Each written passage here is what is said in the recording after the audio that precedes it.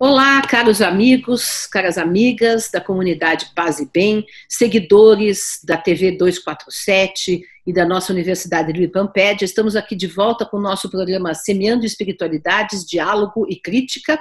E hoje temos um convidado especialíssimo, um grande amigo meu, Dr. Júlio Pérez, que é psicólogo clínico, doutor em neurociências pela USP, pós-doutor pela Pennsylvania University, nos Estados Unidos.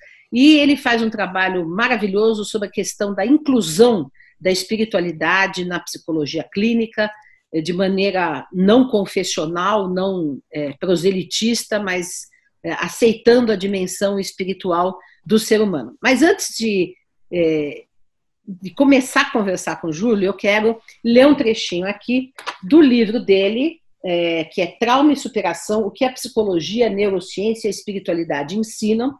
Um excelente livro, e eu vou ler aqui um trechinho, né? Segundo vários autores, a etimologia da palavra religião exprime o sentido de volta à essência, retorno à origem criadora da vida. As tradições religiosas estabelecem os caminhos para o homem religar-se à origem verdadeira de sua natureza, podendo dessa forma viver em harmonia e equilíbrio.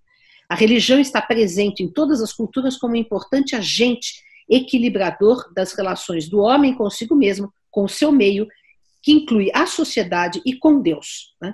Estudando-se as tradições religiosas, observamos princípios para uma vida equilibrada e harmoniosa. Seja bem-vindo aqui, querido Júlio. Muito obrigado, um prazer estar com você, Dora, que conheço há tantos anos, né? E, claro, com a sua audiência. Muito obrigado pelo convite, é uma honra participar dessa entrevista. Então a gente vai começar aqui situando essa questão de como que a espiritualidade... Você, Júlio, explicando para o público, você é especialista na questão da superação de traumas, né? Então, primeiro vamos focar nessa questão, né? Como que a espiritualidade ajuda, né, na superação dos traumas, que quase todos os seres humanos têm algum tipo de trauma na vida, né? Alguns mais graves, né? Mas enfim. Claro. Esse é um bom começo, Dora. Os estudos populacionais, né, aqueles estudos feitos assim, com um grande espectro, mostram o seguinte: a maioria da população mundial sofreu ou sofrerá eventos potencialmente traumáticos mais de uma vez. Os eventos potencialmente traumáticos são inúmeros, né? Enfermidades, acidentes, conflitos, perdas, situações dolorosas no âmbito emocional, traições, quer dizer, quantos eventos dolorosos, difíceis as pessoas possam atravessar e com esses eventos caracterizarem o trauma psicológico. Então, veja só, o que é o trauma? É importante trabalharmos um pouquinho, logo no início, algumas definições. O Freud definiu muito bem trauma como um afluxo de excitações superior à capacidade do indivíduo processar, acomodar aqueles conteúdos. O trauma se relaciona diretamente com o efeito surpresa, algo que eu não estava esperando. Quer dizer, eu não tenho memórias autobiográficas para acomodar aquele conteúdo, processar, compreender, significar aquele conteúdo. E, portanto, vários fragmentos emocionais, sensoriais, ficam dispersos logo em seguida a um evento potencialmente traumático. Por que eu digo um potencialmente traumático? Porque não é porque acontece um evento estressor que esse mesmo evento vai se tornar um trauma. Sim. E nessa oportunidade com você, eu quero explicar os diferenciais, o que caracteriza ou não um trauma psicológico a partir de um evento estressor. E a religiosidade, a espiritualidade, essa combinação tem ajudado muitas pessoas a atravessarem situações dolorosas, de alto impacto, sem a caracterização do trauma psicológico. Se ela já tem uma espiritualidade prévia, né? Não necessariamente se ela já tem o que a gente chama de religiosidade intrínseca. Quer dizer, já tem um movimento, um tipo de perspectiva, né, religiosa, espiritual, etc. Mas a pessoa pode buscar também a religiosidade e a espiritualidade a partir, por exemplo, de um evento que eu chamaria assim, a maior dor que os humanos possam sentir, a perda de um filho. Por exemplo. Sim. Muitas pessoas buscam a religiosidade, a espiritualidade, depois de um evento potencialmente traumático. Então, não são exclusivamente os indivíduos que têm previamente uma religiosidade intrínseca que conseguem esse tipo de elaboração que favorece a não caracterização do trauma psicológico, em outras palavras, a resiliência. Então, outra vez, o que é a resiliência? Muitos de vocês sabem, mas eu não posso correr o risco de eu estar falando algo tão importante sem o conceito adequado. Resiliência é um termo que vem da física. É a capacidade de um indivíduo ou de um corpo sofrer uma deformação pela força de um agente externo e voltar à forma natural. Então, esse termo da física foi para a psicologia. Quer dizer, a capacidade do indivíduo atravessar situações de alto impacto e estar bem. De alguma maneira, superar essas situações. Como que a religiosidade, Dora, ajuda esse processamento, de maneira que o evento estressor não seja um trauma, e sim seja uma alavanca para o crescimento pessoal. Lembre-se, eu falei há pouco que o trauma se relaciona com o inesperado e fragmentos sensoriais, emocionais ficam dispersos. Eu não consigo explicar, analisar o que aconteceu. A religiosidade, a espiritualidade, esse binômio, né, que anda de mãos dadas, favorece uma interpretação do evento estressor, de maneira que eu possa crescer a partir desse evento. Por exemplo, algumas falas dos meus pacientes. Poxa, eu vim aqui à psicoterapia e sei que o senhor integra a religiosidade e a espiritualidade para entender o que Deus quer de mim. Por quê? Eu não consegui essa resposta, por exemplo, no meu templo, ou na minha igreja, ou no meu centro, mas eu quero essa resposta no meu eu mais íntimo. E a psicoterapia talvez possa me ajudar. Sim, vamos nessa direção. Então, porque você está colhendo também esta espiritualidade do paciente, o que é importante que nem todos os psicólogos acolhem, né? Sim, é verdade. O domínio, religiosidade, espiritualidade é tão importante na psicoterapia como outros domínios, por exemplo, o familiar, o relacionamento interpessoal, o trabalho. É um domínio fundamental a ser abordado e trabalhado na psicoterapia. Então, o que nós fazemos na prática e como é que esse indivíduo pode atravessar um evento doloroso sem caracterizar o trauma? Ele vai perceber as próprias potências. Né? Por exemplo, como criar aliança com o que está me acontecendo. Se Deus quisesse, né, voltando às falas originais dos pacientes, me ensinar alguma coisa através dessa dor, o que eu precisaria aprender? Qual o sentido maior para essa experiência? Qual o significado dela? E considerando, por exemplo, a minha religião, como vários pacientes falam, nós estamos aqui para evoluir, nós estamos aqui para crescer, de alguma maneira, para superar adversidades e conhecermos a nós mesmos, nos aproximando assim de Deus. Então, essa série de questionamentos, através de induções a um relaxamento profundo, podem ser respondidos. Esses questionamentos, pela própria sabedoria inconsciente da pessoa. Da pessoa em psicoterapia.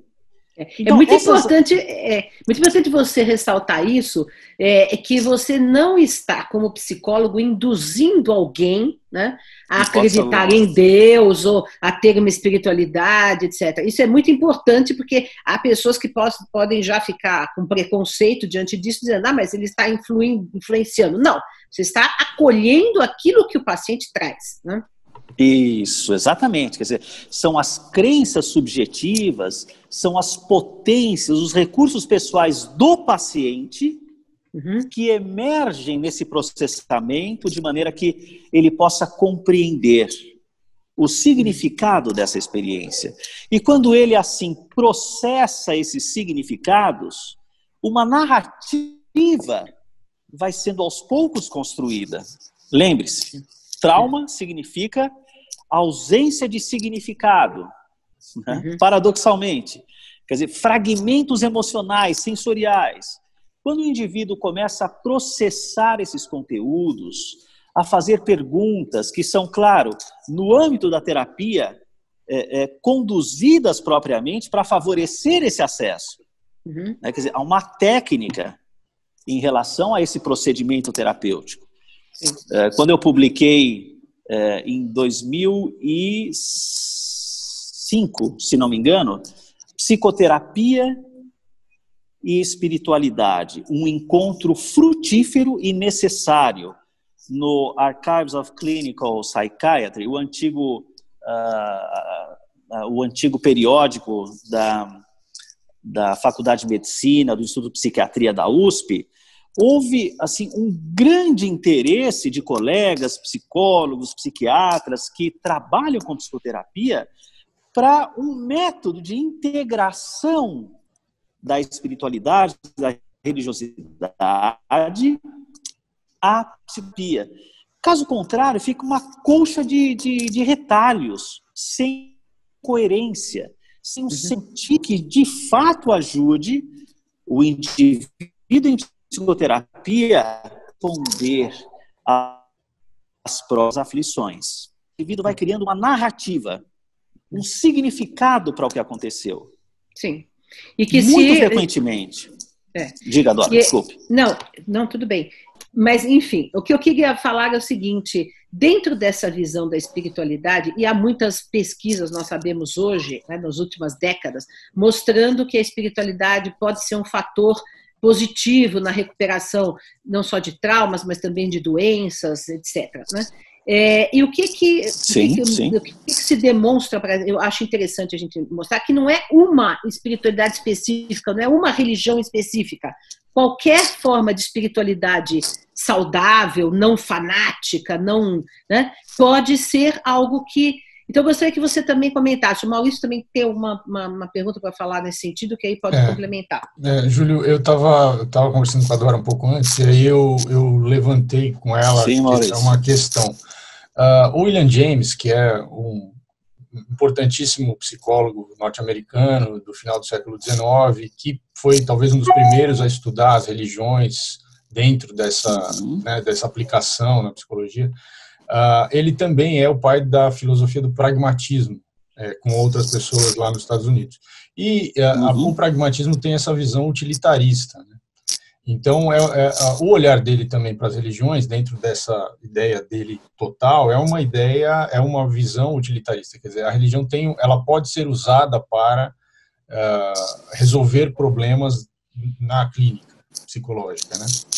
Claro. Como você vê isso? Quer dizer, é uma questão, como o William James pensou, uma questão puramente utilitarista, quer dizer, é basicamente uma ferramenta, ou você entende isso num sentido mais amplo?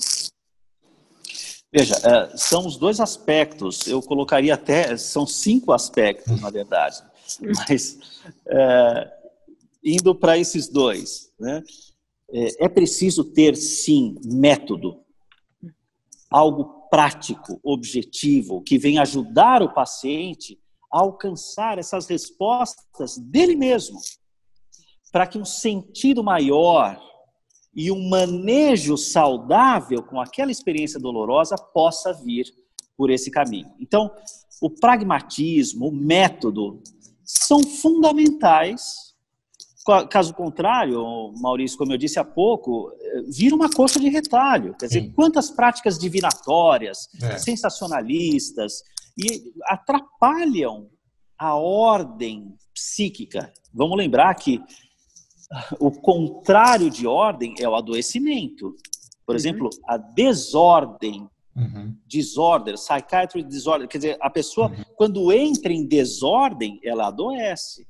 Então, infelizmente, muitas práticas divinatórias ou superficiais, sem um método coerente que venha integrar a espiritualidade e a religiosidade em benefício do paciente, mais atrapalham o indivíduo do que ajudam. Então, esse primeiro aspecto, o método fundamental. No entanto, a gente não pode esquecer do segundo que você colocou, que tem uma amplitude muito maior, que traga sentido para uma existência saudável. Então, a gente não está resolvendo exclusivamente um aspecto do indivíduo. Eu sofri um evento X e agora, com o método Y, eu vou resolver esse problema. Não. O indivíduo está buscando um sentido maior para a existência. Quantas pessoas, depois de traumas, Maurício, perdem o significado para a vida? Exatamente. Adoecem, deprimem, morrem. Morrem de saudade. O banzo, que era a saudade que levava à morte dos escravos. Quantas pessoas? Então, quando o indivíduo entra nessa esfera que envolve a espiritualidade, a religiosidade, como um acesso a um significado amplo para a existência, ele ganha uma qualidade muito melhor do que ele tinha antes mesmo do evento doloroso ter acontecido. Exatamente. Maurício e Dora, os chineses chamam trauma psicológico como duas palavrinhas, xuanxin, que é a dor e a oportunidade. O trauma pode ser um despertar de consciência para um significado muito mais amplo para a existência. E felizmente, considerando 31 anos de prática clínica, sempre tendo integrado a espiritualidade, a religiosidade no meu dia a dia com os pacientes, eu observo esse alto impacto positivo da convergência da espiritualidade à psicoterapia. Agora, é minha responsabilidade também lembrá-los do seguinte: existe um manejo positivo e é sobre o qual estamos falando. Mas existe também o manejo negativo, que nas publicações científicas chamam de um coping negativo. Às vezes, pode trazer mais malefícios para o indivíduo do que benefícios. Por exemplo, Deus está me culpando, Deus está me castigando, e por isso eu estou sofrendo essa situação. Eu mereço morrer. Eu mereço me flagelar.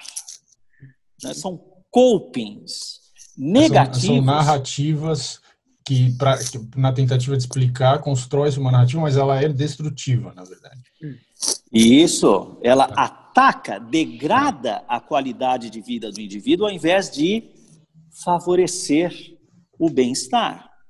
Então, a gente precisa tomar muito cuidado com as generalizações.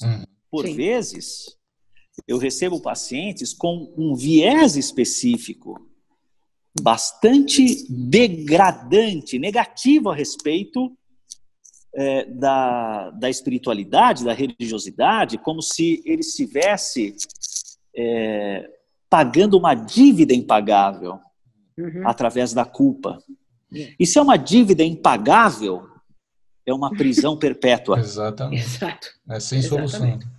Exatamente. Porque quando você encara como castigo, ao invés de encarar como aprendizagem, né, ou como oportunidade, sim, como você disse, aí o castigo torna a dor ainda pior, né? Porque além de você sentir a dor, ainda você está assumindo culpas ou negatividades profundas, né? Isso, então, muito bem colocado, Dora, é isso mesmo. O sofrimento amplia. Exatamente. Agora, eu tinha citado aqui a questão de que qualquer espiritualidade saudável nesse sentido, e pode ser budista, católica, evangélica, espírita, quando ela tem essa visão positiva, ela não precisa pertencer a uma determinada tradição. Ela pode ser positiva em qualquer tradição. Isso que eu queria que você comentasse, né, dentro dessa sua experiência, né? Claro que sim. Eu atendo pacientes católicos, protestantes, espíritas, não importa qual seja a religião. Nós estamos falando sobre religiosidade e espiritualidade. Né? A busca do sagrado, a busca do sentido maior para a existência. E assim, integram essas narrativas os fragmentos dispersos de dores, de sensações, de incapacidade, impotência. De alguma maneira, aquele evento tem um sentido. E eu vou descobrir esse sentido, criando aliança com esse evento. Eu quero lembrar aqui que tem uma literatura muito bonita que se chama Post-Traumatic Growth, quer dizer, o crescimento pós-trauma. E essa literatura mostra, assim, vários estudos que a religiosidade e a espiritualidade tem uma forte influência no crescimento pós-traumático. É como se o indivíduo, após o trauma, tivesse um despertar de consciência. O que eu quero fazer com o meu tempo? Com a minha existência? Quais são os valores mais importantes para a minha vida? De verdade. Eu nunca tinha pensado nisso até essa dor acontecer. Sim. Então, o crescimento pós-trauma conversa com vários fatores, né? Inclusive a religiosidade, a espiritualidade. Então, e uma coisa que eu vi também em artigos seus e no seu livro, uma coisa que me chamou muito a atenção é o seguinte, é que muita gente que passou por um trauma, né, se indagado depois, se preferiria não ter passado por aquilo, diz que preferiria sim ter passado porque mudou o prumo da vida, né? Acrescentou esse sentido. Então, quer dizer, isso é uma coisa importante porque há muita gente que até filosoficamente, existencialmente, se questiona por que as dores, né? Por que há tanto sofrimento no mundo, né? Quer dizer, tudo bem que muitos não poderiam, talvez não existir se fosse pela nossa liberdade melhor usada. Porém, né, mesmo assim, há coisas inevitáveis, né? Por exemplo, mortes, perdas, lutos complicados, enfim, há doenças que são inevitáveis, né? Que não são responsabilidade de nenhuma pessoa que está fazendo um mal específico. E as pessoas, essa fala me impactou muito, das pessoas dizendo, olha, eu preferiria sim ter passado. Como é que gostaria que você comentasse isso, né? Claro. Por quê? Essas situações todas trouxeram aprendizados que hoje tornam a existência desse indivíduo relativamente melhor do que ele tinha antes mesmo dessa dor, do trauma acontecer.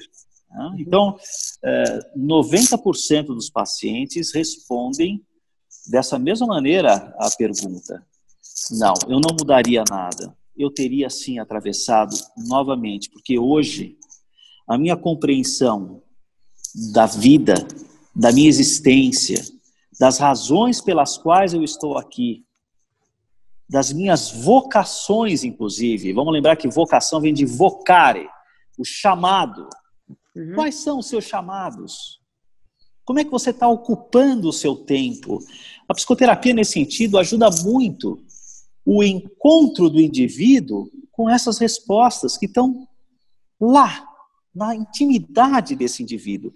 E através de algumas técnicas a gente consegue chegar a essa sabedoria espiritual que todos temos e que pode levar vários nomes, sabedoria inconsciente, eu poderia citar muitos nomes.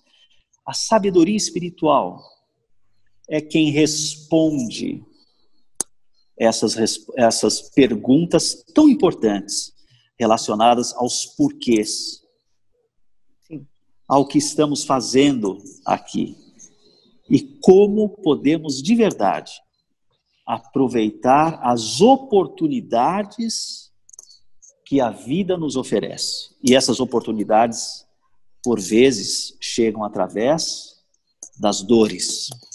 Agora, deixa eu perguntar uma coisa que não podemos deixar de contemplar nessa nossa entrevista. E as pessoas que não têm espiritualidade, que não acessam nada, que não acreditam em nada, que são, assim, materialistas do ponto de vista hard, né?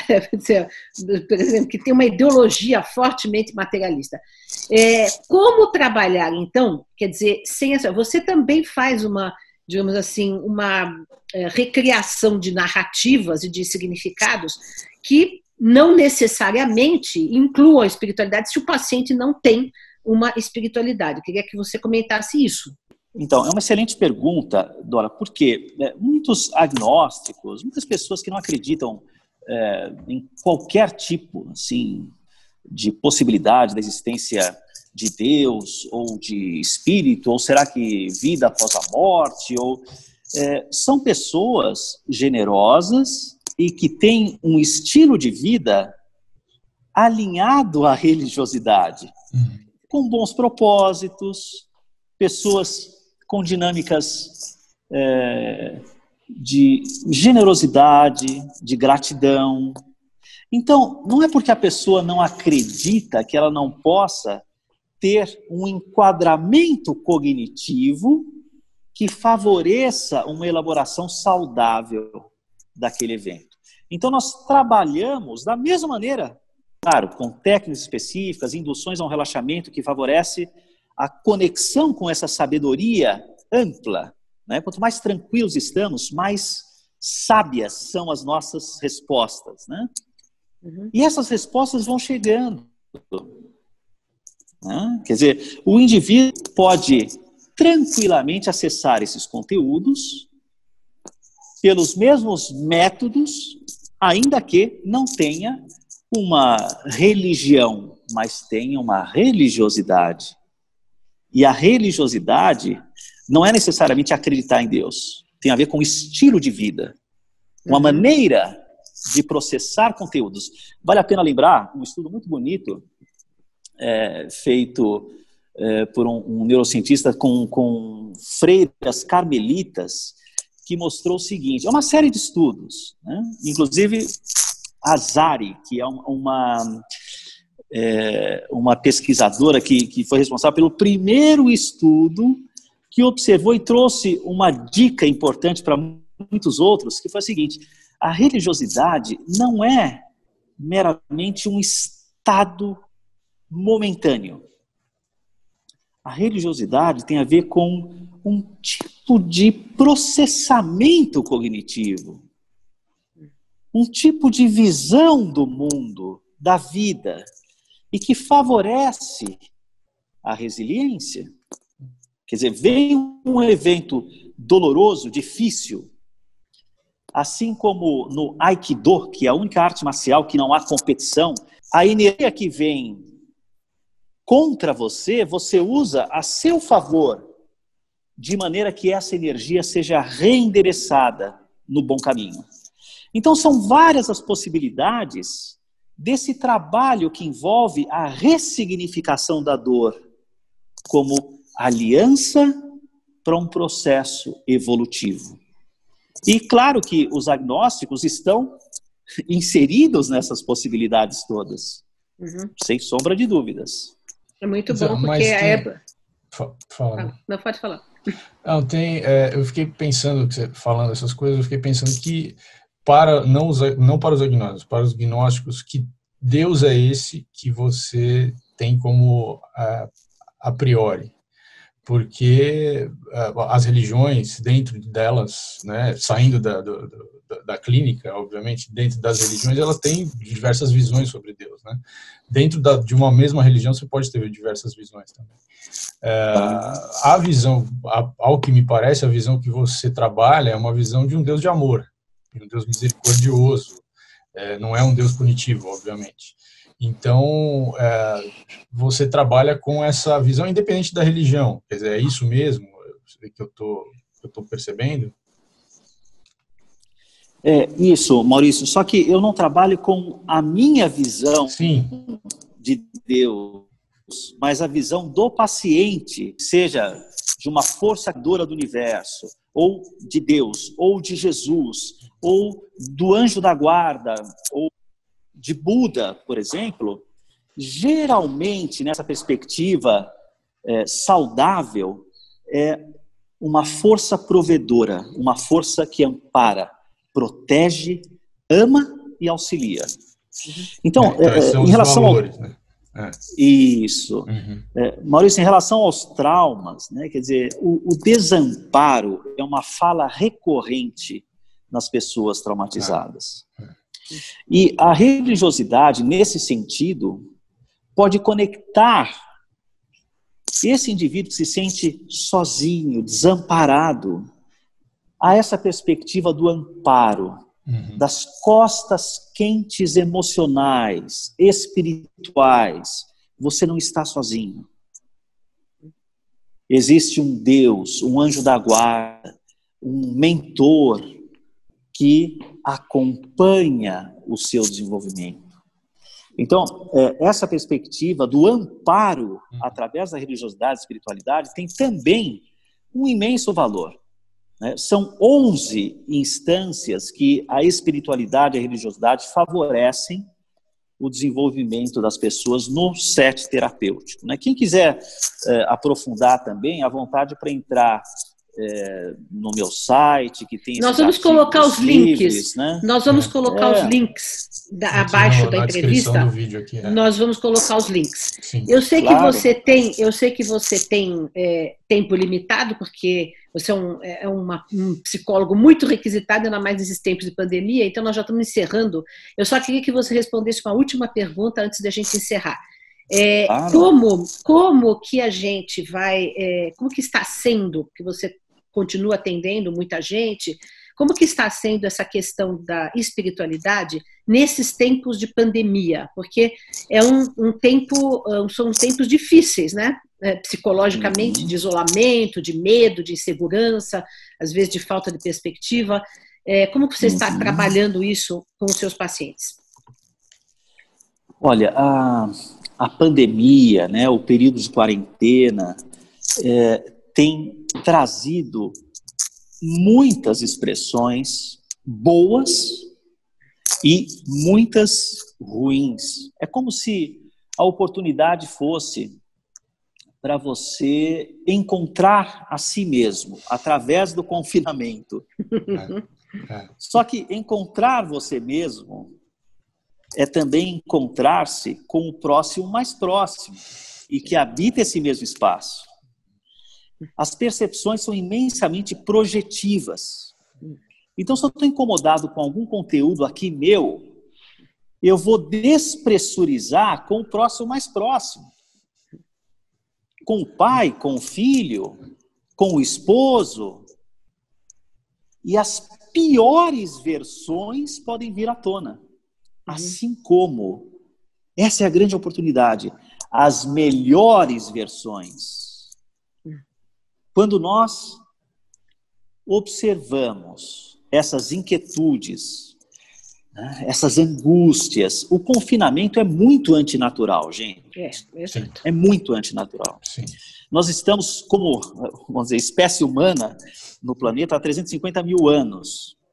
E nós perpetuamos a nossa espécie porque somos seres gregários, somos seres que precisamos uns dos outros. Sim. Né? Quando os nossos ancestrais começaram a caçar em conjunto, a plantar em conjunto, os nossos ancestrais caminhavam facilmente 6 horas por dia, interagiam, estavam o tempo todo. Quando cada um se isola no seu próprio mundo, na sua própria célula, isso é muito antinatural.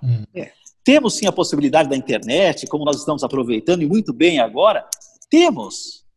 Mas quantos estão adoecendo, especialmente os avós, que não têm a possibilidade do contato dos netos? Quer dizer, quantos transtornos ansiosos estão vindo à tona? O pânico, fobias, né? Quer dizer, inclusive expressões como o transtorno do pânico que já haviam sido tratadas e que vieram novamente, emergiram novamente no período de pandemia. Então, é muito importante que nós observemos que nessa fase nós temos a possibilidade de escolha. Tanto podemos expressar a nossa pior versão, como nessas mesmas situações, podemos expressar a nossa melhor versão. E aí, as virtudes estão acompanhando essa boa perspectiva, né? Quer dizer, então, lembrar que o próximo mais próximo nos oferece a possibilidade de desenvolver a paciência, os gestos amorosos, a gratidão, a sintonia suave, tranquila, o vínculo amoroso. E também desses conteúdos, a espiritualidade e a religiosidade tratam. O cultivo do amor, amai ao próximo como a si mesmo. É a regra máxima. Para citar entre muitos princípios que muitas religiões prescrevem, né, como mapas para o bem-estar, como a Dora leu logo no início da entrevista, né, quer dizer, as religiões que trazem a possibilidade de um formato, né, de religiosidade e espiritualidade, são mapas para que nós possamos, de alguma maneira, termos um caminho facilitado e chegarmos, assim, a um objetivo maior. A cocriação divina. Por quê?